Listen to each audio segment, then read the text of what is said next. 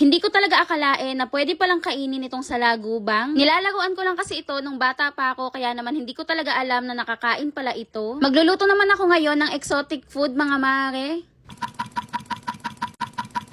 Kung sa iba nga daw ay abal-abal nga daw ang tawag dito. Kadalasan din daw mga taga Ilocos ang kumakain nito. Alam nyo ba mga mare, last year pa talaga ako naghahanap nitong abal-abal. Kaya naman shout out dito kay kuya na napagbilhan ko nitong abal-abal. Anyway, buhay na buhay pa nga itong mga salagubang, pero tatanggalan na nga natin ito ng pakpak. Madali lang naman ito tanggalin mga mare at hindi ka naman mahihirapan. Alam nyo ba mga mare, na takot talaga ako sa ipis. Pero kapag kasalagubang talaga ay kayang-kaya ko talagang hawakan. Ito din talaga kasi yung favorite kong laruan nung bata pa ako. Nilalagyan ko nga ito ng sinulid tapos pinapalipad-lipad ko. Ginawa ko nga yun kanina pero imbis na matuwa si Azaya ay umiyak pa nga. Pagkatapos ko nga tanggalin yung mga pakpak, bali itong mga paa naman yung tatanggalin natin. Para nga kapag ka naluto na ay dire-diretso na nga itong kakainin. May mga nagluluto kasi nito na hindi na nga tinatanggal yung paa pati na nga rin yung pakpak. Tinatanggal na nga lang nila yon kapag kakakainin na. Hindi naman mahirap ang pagtatanggal ng paa at pakpak nito. Medyo masakit nga lang yung paa niya kasi may mga tusok-tusok nga ito. Saglit nga lang at ito nga dalawa na nga itong aking natanggalan ng paa at pakpak. Medyo nakakaawa nga lang din kasi buhay na buhay pa nga itong salagubang. 300 pesos nga ang bili ko dito at napakarami na nga nito mga mare. Nung mga bata pa nga kami ay dinadampot nga lang namin ito. Pero ngayon nga ay wala naman masyadong puno dito sa paligid namin kaya naman hindi na nga ako masyado nakakakita ng salagubang. Dati nga pagtapos ng bagyo ay napakaraming salagubang na nahulog. Tinatangay kasi sila ng hangin mga mare. After ilang minutes nga ito nga at marami-rami na nga itong aming natanggalan ng pakpak at paa. Hindi ko nga pala inubos lahat mga mare kasi nakakaawa naman. Kumbaga, paswertihan na lang talaga kung sinong makukuha ko para lutuin. Yung iba ay baka pakawalan ko na lang din yun.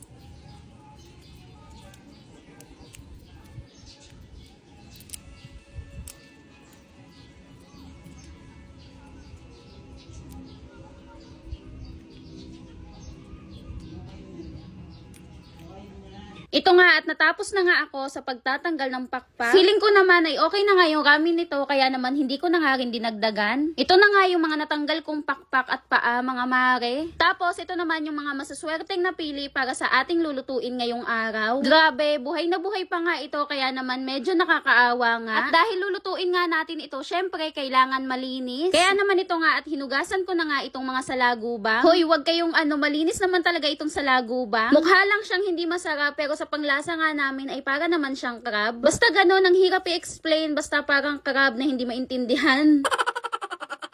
Kayo ba mga mare, nakatikim na rin ba kayo ng salagubang? Yung mga Ilocano dyan, for sure, nakatikim na rin kayo nitong salagubang. Hinugasan ko nga lang ito ng maigi para naman yung mga nakadikit na dumi ay matanggal. Pero hindi naman yung hugas na mapipiga talaga, pati yung laman sa loob. Saktong hugas nga lang at alalay nga lang sa paglilinis. Pagkatapos ng ilang hugas, ito nga at malinis na nga itong salagubang at buhay na buhay pa nga din. Diyos ko, napakatibay talaga ng buhay nito kaya naman napagtitikipan talaga ng mga bata.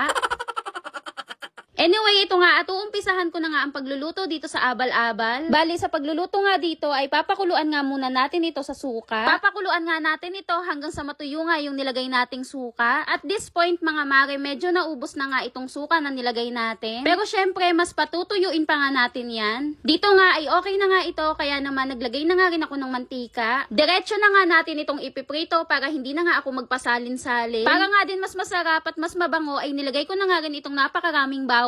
Naglagay nga rin pala ako ng asin dito kaso nga lang ay hindi ko pala na videohan.